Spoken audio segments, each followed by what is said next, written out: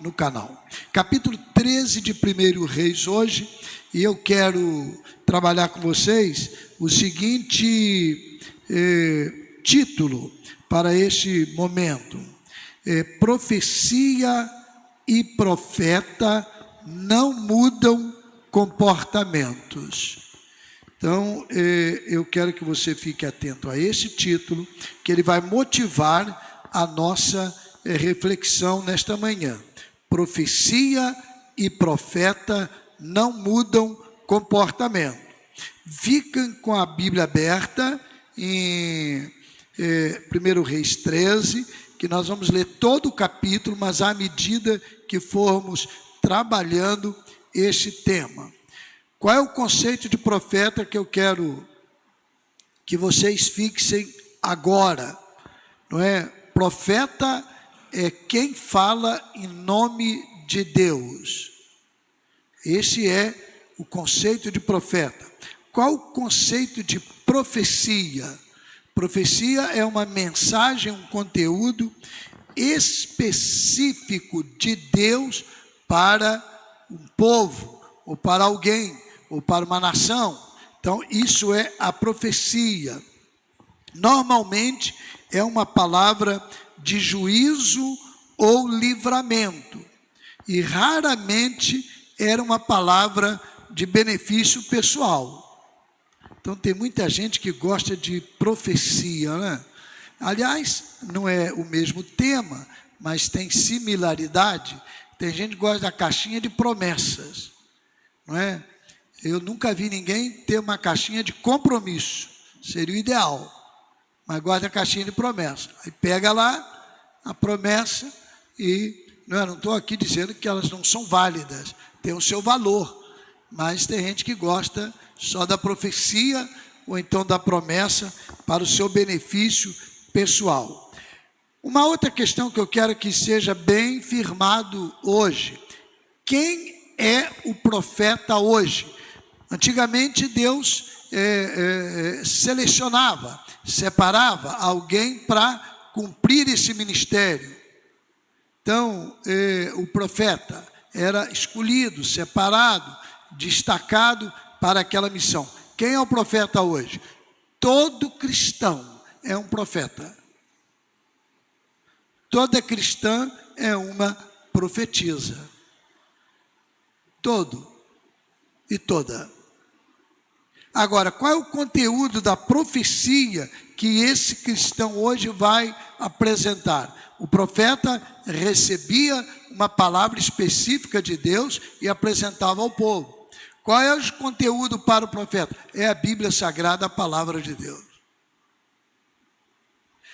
Deus pode dar uma palavra específica? Pode. Deus faz o que Ele quer. Mas você tem que usar o critério do que a Bíblia mesma diz, que nós devemos provar se os Espíritos são de Deus. A Bíblia diz isso. Então, se o conteúdo tem com a Bíblia Sagrada uma relação de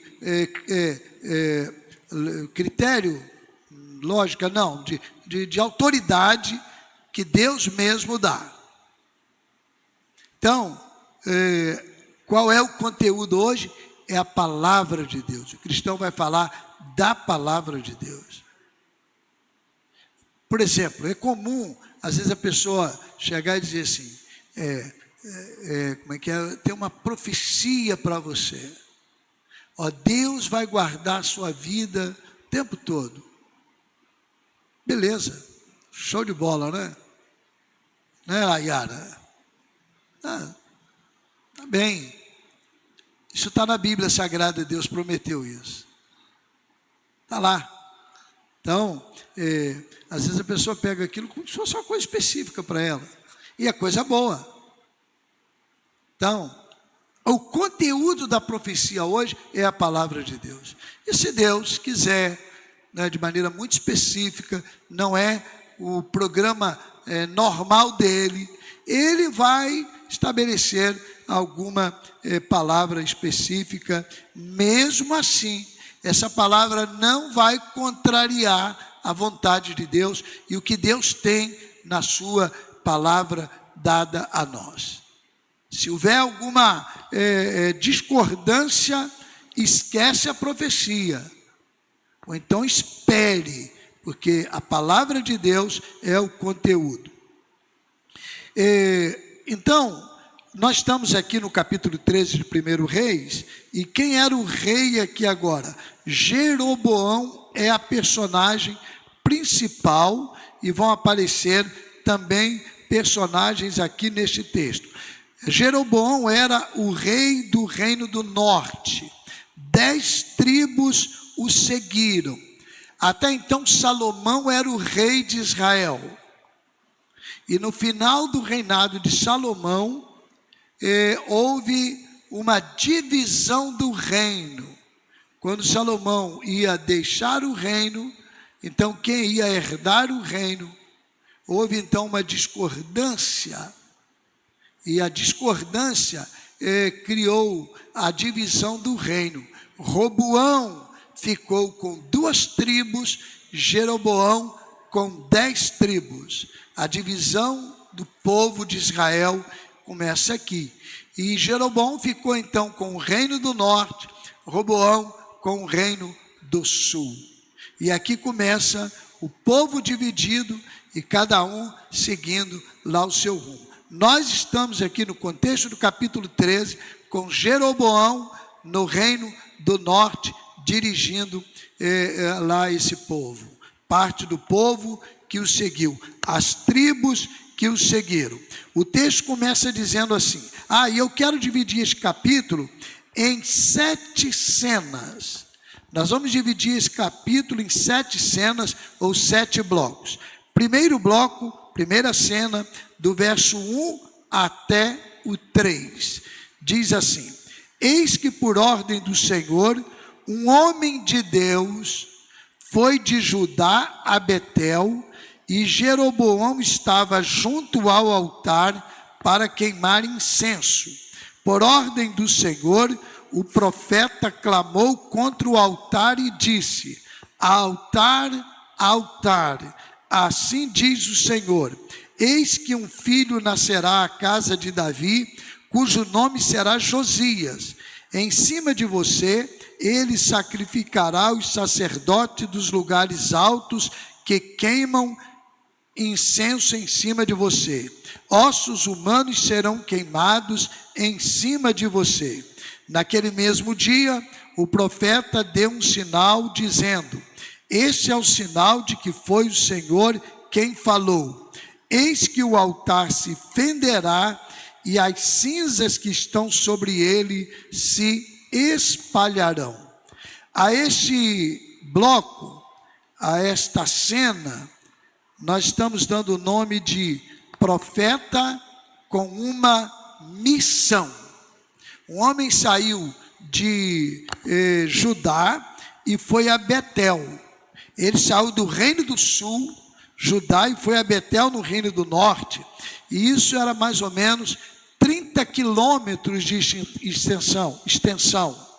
Então, provavelmente, esse homem aqui, anônimo, esse profeta anônimo, era jovem ou então de meia idade, porque ele não tinha metrô para se deslocar, não tinha um ônibus confortável, um carro confortável, então ele se deslocou 30 quilômetros de Judá a Betel para dar uma palavra para Jeroboão.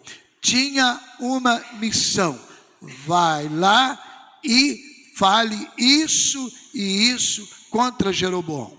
Jeroboão era o rei e ele então levou o povo para esse lado do norte, só que no lado do norte não tinha um lugar de adoração, então ele precisava criar e ali fazer com que o povo adorasse também, e isso impediria o povo de ir ao sul para adorar, e aí o povo era mantido ali, e estava Jeroboão lá para oferecer um sacrifício, e este então homem de Deus, este profeta, chegou com uma missão. A gente não sabe o nome dele, Mas ele foi ali com essa missão específica: condenar a prática religiosa de Jeroboão. E ele chegou lá e apresentou a sua profecia. Vem a segunda cena, ou o segundo bloco. E aí do verso 4 ao verso 6. Quando Jeroboão ouviu as palavras, ou quando o rei ouviu as palavras que o homem de Deus proferiu contra o altar de Betel, Jeroboão estendeu a mão de sobre o altar, dizendo: prendam esse homem. Mas a mão que ele tinha estendido contra o homem de Deus secou, e ele não a podia recolher. O altar se fendeu, e as cinzas se espalharam pelo chão, conforme o sinal que o homem de Deus tinha dado por ordem do Senhor. Então o rei disse ao homem de Deus: implore o favor do Senhor seu Deus, e ore por mim, para que eu possa recolher a mão. A esta cena nós estamos dando também o seguinte nome: rejeição de Jeroboão, o juízo sobre ele e sua súplica. Quando o profeta apresentou a palavra que ele tinha para Jeroboão, Jeroboão reagiu negativamente. É muito interessante. Normalmente, rei, imperador, qualquer pessoa que tenha a função pública de dirigir, só gosta de palavra boa e vinda para si. Ego massageado, elogio, falou alguma coisa que contraria, se irrita. Parece que o poder sobe a cabeça e a pessoa quer.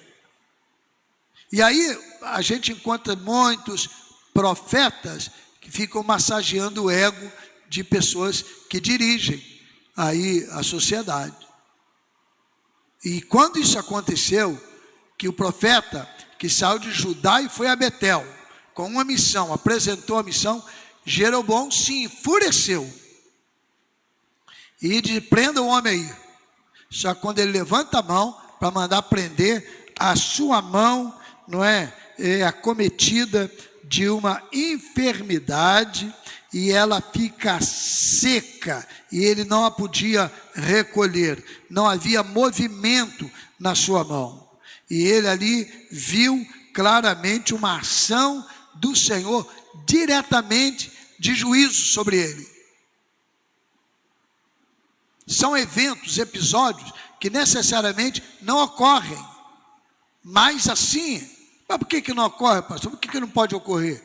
Porque a Bíblia diz que Deus, não levando em conta os tempos da ignorância, agora aguarda um tempo. Então, muitas pessoas se revoltam e se mostram muito, eu diria, agressivas quando algo do Senhor contraria. Os resultados virão muito tempo depois. Mas aqui, aprove a Deus um juízo imediato. Quando Jeroboão, achando que tinha poder e mandou prender o profeta, a mão dele secou. Na hora. Ele não podia recolher a mão. Então esta segunda cena é uma cena do juízo de Deus, a rejeição de Jeroboão e a sua súplica, porque ele suplica: por favor, implore o favor do Senhor seu Deus e ore por mim para que eu possa recolher a mão. O homem de Deus implorou o favor do Senhor, e a mão do rei se recolheu e ficou como antes. Então houve um milagre aqui da sua mão voltar ao normal. Terceira cena, vai do verso 7 ao verso 10. Diz o texto assim: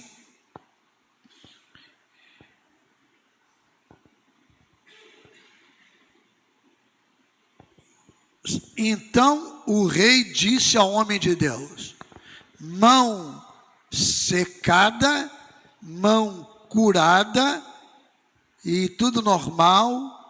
Então o rei diz ao homem de Deus: venha comigo até a minha casa e coma alguma coisa, e eu vou recompensar você. Porém o homem de Deus disse ao rei: ainda que me desse a metade da sua casa, eu não o acompanharia e não comeria nem beberia nada neste lugar, porque assim me ordenou o Senhor Deus pela sua palavra, dizendo: não coma nem beba nada naquele lugar e não volte pelo mesmo caminho que por onde você foi, pelo caminho por onde você foi. E ele se foi por outro caminho e não voltou pelo caminho por onde tinha ido a Betel. A terceira cena, nós vamos dar o seguinte título: profeta rejeita o manjar do rei. O profeta tinha duas restrições: não comer nada naquele lugar e não voltar pelo mesmo caminho. Essas são as duas restrições dadas a ele, duas orientações. E ele então agora é provocado pelo rei Jeroboão a se alimentar ali, algo normal, boa recepção, mas também iria receber uma recompensa.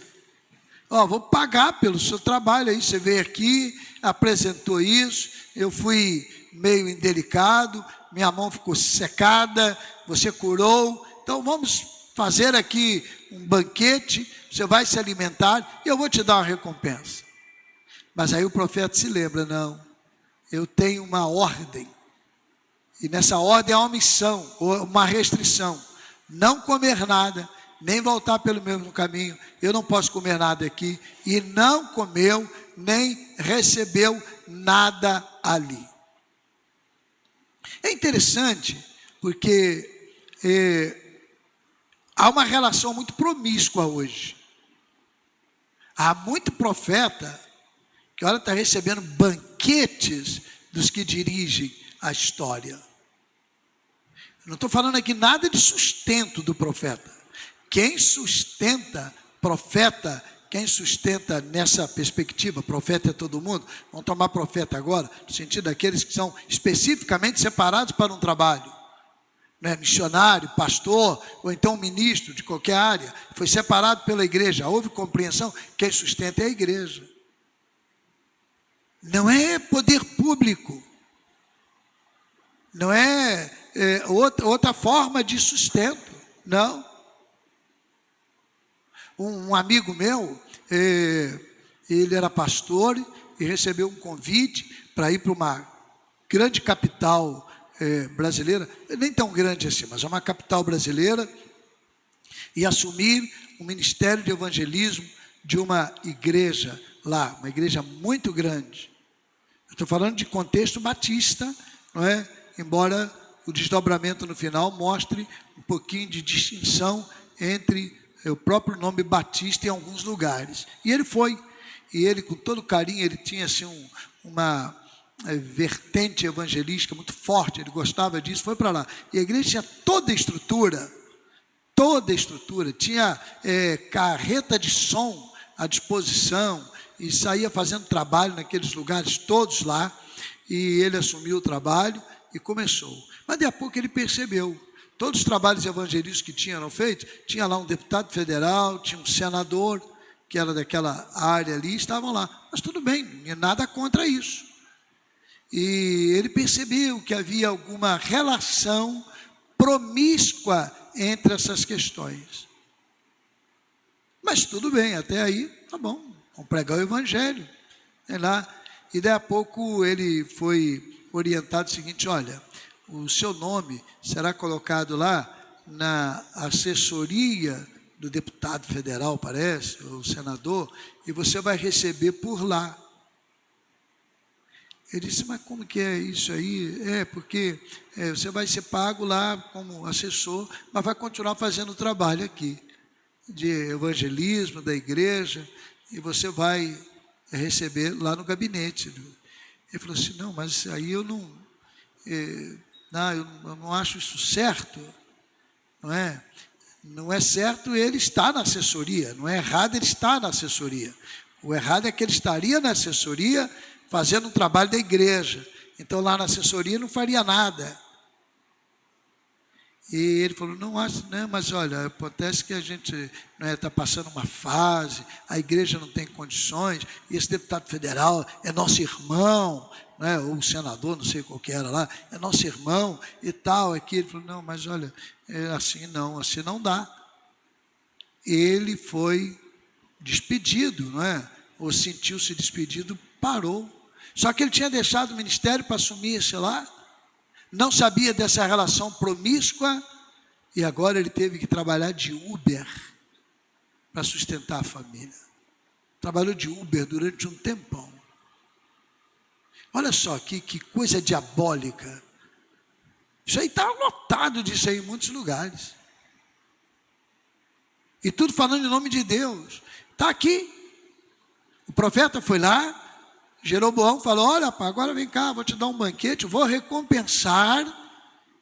Ele disse, não, Deus me mandou com uma missão e me orientou a que eu não prostituísse essa relação, não é?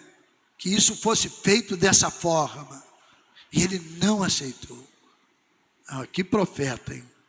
Que profeta.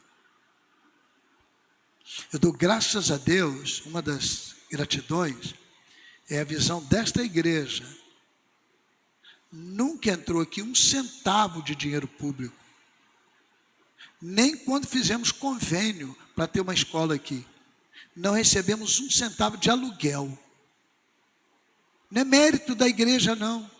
Eu encontrar a pessoa assim, Neemias, você é bobo. A igreja tal recebe tanto por mês. Problema deles.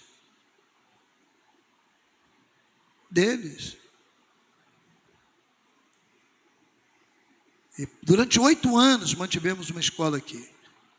Pela própria dinâmica e estrutura da administração pública, e dependendo também de quem está na administração pública, algumas vezes nós tivemos que fazer reparo que eram de competência deles. Nós colocamos relógios diferentes. O relógio lá do térreo não era o mesmo relógio daqui. Mas estão pagando a luz do culto. Não, era um relógio diferente. Quando saíram, deu um trabalho, porque ele teve que perder aquele relógio, deu um trabalho para a gente danar. Porque as contas não estavam pagas, a conta de luz lá do térreo por conta dele. Às vezes há muitos profetas e há muitas profecias que elas estão mais carregadas de conteúdo diabólico do que de Deus, mesmo falando em nome de Deus. Porque há uma relação promíscua com os poderes, sejam eles quais forem. Não estou dizendo só com o poder público, não. Às vezes com poderes financeiros também. Este profeta é um exemplo. Vamos então à quarta cena, que vai do verso agora, do 11 ao 19. Em Betel, o profeta saiu de Judá e foi a Betel. Está lá em Betel. Não era a terra dele. Em Betel morava um profeta. Como é que era esse profeta? Velho, idoso, né? Vamos usar uma palavra mais branda, idoso, né? Experiente, tá bom? Os seus filhos vieram e contaram-lhe tudo que o homem de Deus havia feito naquele dia em Betel. Também lhe contaram as palavras que ele tinha dito ao rei. Então o pai, o profeta idoso, perguntou aos seus filhos, por que caminho ele se foi? E eles lhe mostraram o caminho que havia sido tomado pelo homem de Deus, que tinha vindo de Judá. Então ele disse aos seus filhos, ponham a sela no meu jumento. Eles puseram a sela no jumento e o profeta montou. Então ele foi atrás do homem de Deus e, achando-o sentado debaixo de um carvalho, perguntou-lhe, você é o homem de Deus que veio de Judá? Ele respondeu: sou eu mesmo. Então o velho profeta lhe disse: venha comigo até a minha casa e coma alguma coisa. Mas o profeta de Judá, o profeta moço, novo, respondeu: não posso voltar com você, nem entrar em sua casa.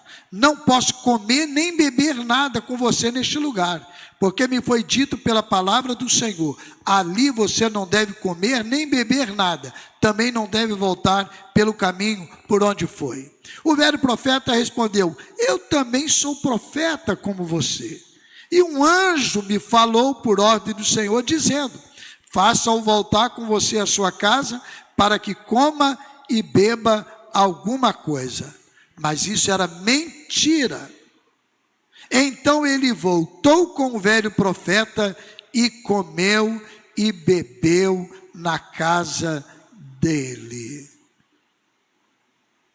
A esta cena, a este bloco, eu estou dando o título: experiência não garante fidelidade do profeta.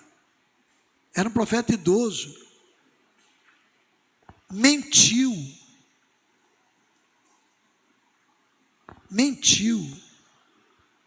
Iludiu aquele jovem.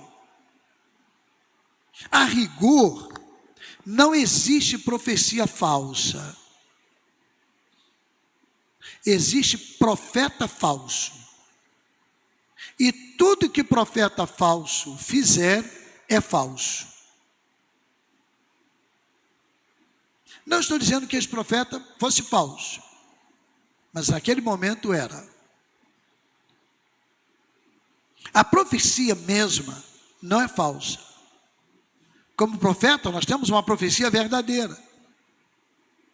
Agora, quando somos falsos, nem o verdadeiro que apresentamos tem autoridade de ser algo verdadeiro.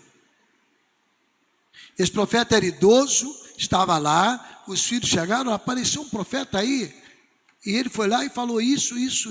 Onde que ele está? Então deixa eu ir atrás dele. Foi lá e falou, e o profeta falou: não, olha, eu tenho uma ordem, eu tenho uma restrição, eu tenho uma orientação, eu não posso comer nada e eu não posso voltar pelo mesmo caminho. Ah, mas eu sou profeta como você também. O rapaz olhou, cabelo branco. Eu vejo aqui alguns de cabelos brancos. Nada tem a ver. Tem gente nova que tem cabelo branco. Mas há um ditado que eu ouvi há muito tempo e pensei o seguinte, não é? Não confie em cabelo branco. Pilantra também envelhece. Não é verdade, Flávio? Não é quem tem cabelo branco. O Beto aqui. Beto é o mais novo aqui, ou Zimar? Os dois estão disputando idade ali. Beto acho que é mais novo. Não é? Dos cabelos brancos aqui. Não é?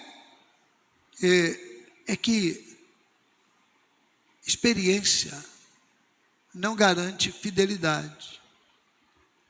Às vezes a gente acha que só é desonesto o novo. Não é? O jovem. Não, tem idoso também. Assim como tem idoso também, né, de vida, de exemplo. E coisa linda quando a gente vê um idoso que passou pela juventude toda, pela vida adulta, e mantém a fidelidade que já era lá desde aquele período. Isso é que é lindo. História linda. Mas esse profeta idoso aqui não. Ele foi lá e iludiu aquele profeta e disse: olha, eu também sou profeta como você. Eu também estou aí nesse time aí. Eu estou nessa galera aí de profetas. E um anjo falou comigo. Então, olha, o que precisa ser confrontado é o conteúdo da profecia, porque a experiência não garante fidelidade. A profecia é mais importante que o profeta. Nenhum profeta tem autoridade própria sobre a profecia. Então, isso é preciso ser visto, ser pensado. Olha, às vezes tem gente acreditando em muito profeta que está falando mentira por aí, mesmo usando a Bíblia e a palavra de Deus. A profecia é mais importante, ela precisa ser valorizada. Não ser valorizado o profeta, mas a profecia. E este jovem, então, ao ouvir aquilo, nós vamos para a quinta cena. E a esta cena eu estou dando o título de profeta jovem pode oscilar na missão recebida. Inexperiência talvez, versos 20 ao 23, diz o texto: estando eles à mesa, e ele foi comer com o homem. Estando eles à mesa, a palavra do Senhor veio ao profeta que o tinha feito voltar. E ele gritou para o homem de Deus que tinha vindo de Judá, dizendo: assim diz o Senhor. É interessante isso aqui. É um negócio que não vai ser objeto agora de estudo. Mas agora é o profeta idoso que vai repreendê-lo. O texto diz que ele mentiu. Agora ele diz para o homem que veio de Judá, para o profeta jovem: assim diz o Senhor, você foi rebelde à palavra do Senhor, não guardou o mandamento que o Senhor, seu Deus, lhe havia ordenado. Você voltou e comeu e bebeu no lugar onde ele havia ordenado que você não deveria comer nem beber. Por isso, o seu cadáver não será sepultado no sepulcro dos seus pais. Depois que ele tinha comido e bebido, o velho profeta pôs a sela no jumento para o homem de Deus, a quem ele tinha feito voltar. Olha só, que cena terrível. Ao alimentar-se, o profeta recebe um juízo que o próprio profeta idoso, que tinha mentido, apresenta para ele. E ele sai dali e vem então a sexta cena, que é do verso 24 ao 32. E ele foi embora, e no caminho um leão o encontrou e o matou. O cadáver dele ficou estendido no caminho, e o jumento e o leão ficaram parados junto ao cadáver. Eis que alguns homens passaram e viram o corpo jogado no caminho, bem como o leão parado junto ao corpo. Então foram e o disseram na cidade onde o velho profeta morava. Quando o profeta que o tinha feito voltar do caminho ouviu isso, disse: é o homem de Deus que foi rebelde à palavra do Senhor. Por isso o Senhor o entregou ao leão, que o despedaçou e matou, segundo a palavra que o Senhor lhe tinha dito. Então disse aos seus filhos: ponham a sela no meu jumento. E eles fizeram o que o pai pediu. Ele foi e encontrou o cadáver estendido no caminho, e o jumento e o leão parados junto ao cadáver. O leão não tinha devorado o corpo, nem despedaçado o jumento. Então o profeta levantou o cadáver do homem de Deus, pôs sobre o jumento e o levou de volta. Assim o velho profeta entrou na cidade para o chorar e sepultar. Depositou o cadáver no seu próprio sepulcro e o prantearam, dizendo: ah, meu irmão. Depois de o haver sepultado, disse aos seus filhos: quando eu morrer, sepultem-me no túmulo em que o homem de Deus está sepultado. Põe os meus ossos junto aos ossos dele, porque certamente se cumprirá o que por ordem do Senhor ele clamou contra o altar que está em Betel, e contra todos os templos que existem nos lugares altos das cidades de Samaria.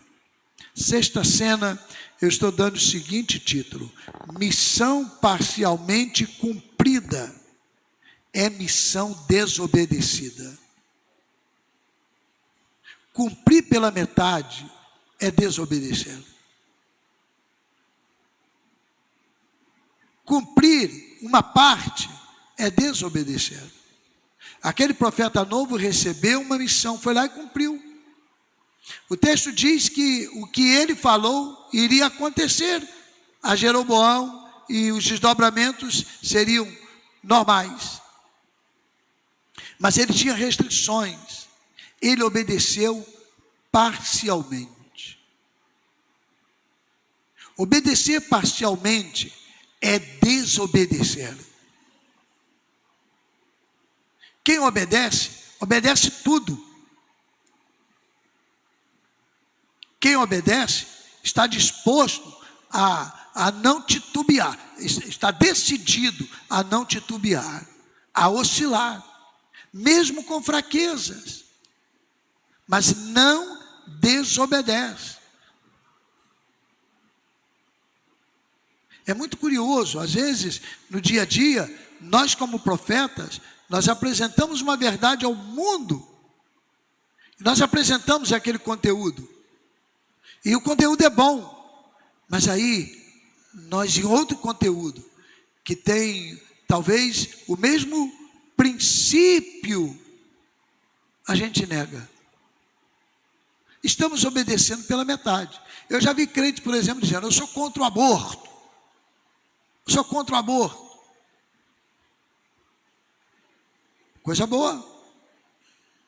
Eu sou a favor da pena de morte. Ué? Ah, mas vocês têm o direito de pensar. Tudo bem, não estou aqui discutindo o mérito. Todo mundo tem direito de pensar o que quiser. Ora, se você é contra o aborto, porque mata uma vida, e você é favorável a uma pena de morte que mata uma vida, é só questão de data. Ou diferir a você. Ah, mas se fizer isso com a minha filha, não estou discutindo. O dono da vida é Deus.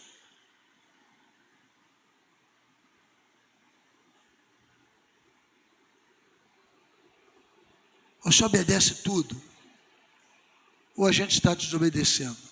Pela misericórdia do Senhor, Deus vai aguardando e nos ajudando a vencer essas nossas idiosincrasias, esse nosso jeito de ser maluco, essas manias que temos.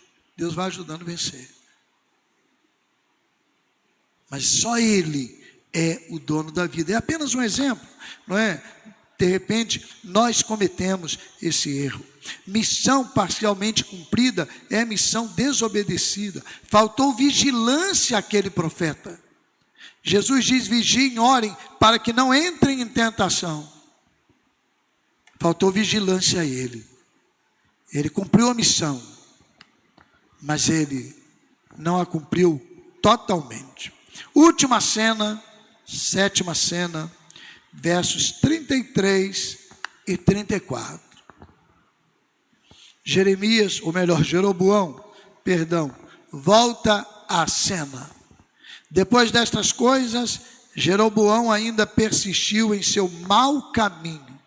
Gente, olha só que coisa curiosa. Você está atento aí ao texto? Depois destas coisas, Jeroboão ainda persistiu em seu mau caminho e continuou a constituir pessoas tiradas do meio do povo como sacerdotes para os lugares altos. A quem o desejasse, ele consagrava para sacerdote dos lugares altos. Isso se tornou em pecado a casa de Jeroboão, para destruí-la e extingui-la da face da terra. A sétima cena, eu estou dando o título de profecia e profeta não mudam comportamento. Não mudam comportamento. O que muda comportamento é submissão ao Espírito de Deus. É obediência à vontade de Deus. É luta para não continuar fazendo o que desagrada a Deus. É isso que muda comportamento. Nem profeta e nem profecia são capazes de mudar comportamentos. Jeroboão experimentou algo poderoso. Ele recebeu um profeta na sua casa, no seu palácio, no seu reino. E esse profeta apresentou uma palavra. Ele quis se indispor, viu sua mão ficar seca. E ele pede, suplica, Deus restaura sua mão. Ele fica sabendo de todo aquele cenário, ou de todo aquele episódio, tudo que acontece, os desdobramentos, ele ficou sabendo de tudo. O capítulo 13 encerra dizendo: ainda assim, depois dessas coisas, ainda persistiu em seu mau caminho, não voltou voltou ao arrependimento. Concluindo, todo cristão é um profeta. Ele fala da parte de Deus. Você tem cumprido sua missão? Nós temos cumprido nossa missão? Não é falar o que a gente quer, não. Porque uma segunda aplicação é o conteúdo da profecia, é a revelação de Deus. Hoje é a Bíblia. Você valoriza e conhece o conteúdo da revelação?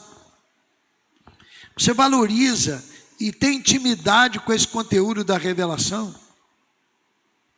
Ou o conteúdo da nossa profecia é algo que vem à nossa cabeça e que, de acordo com situações, de acordo com momentos, a gente pode alterar? Não, a palavra de Deus é imutável. Ela é uma garantia para a gente de que ela é um conteúdo claro, específico. Quando eu cogito da minha cabeça, eu vou oscilar. Então eu preciso conhecê-la, eu preciso dedicar tempo a ela, eu preciso valorizar o conteúdo da revelação. Há cristãos que não leem a Bíblia, mas não tem conhecimento nenhum, depois de anos e anos de caminhada cristã. Anos e anos. Eu sei que, de repente, nem todos vão experimentar, o conhecimento que outros têm, por se dedicarem especificamente a esse estudo, mas conhecer o conteúdo, meus irmãos, todo cristão tinha que ter, assim, a alegria de saber. Não, eu conheço o conteúdo da revelação.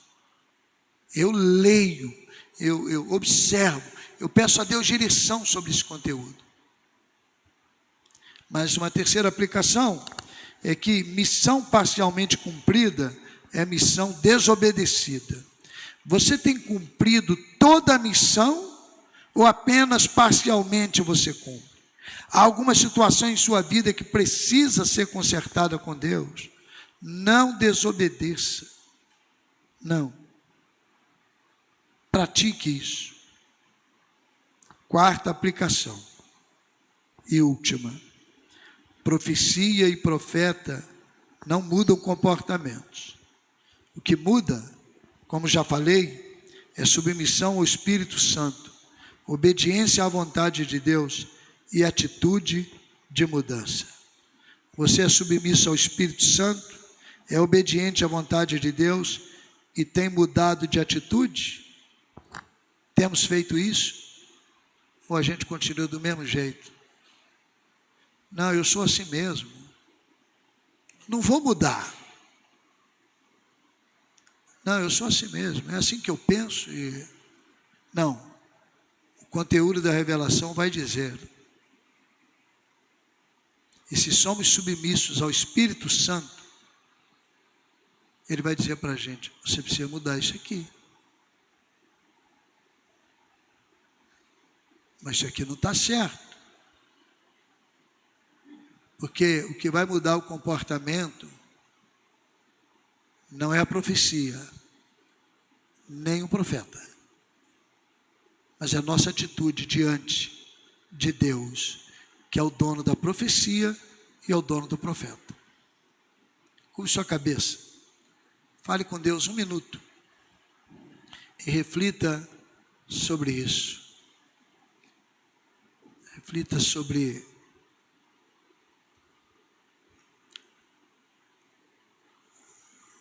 o que precisa ser trabalhado com Deus na minha vida.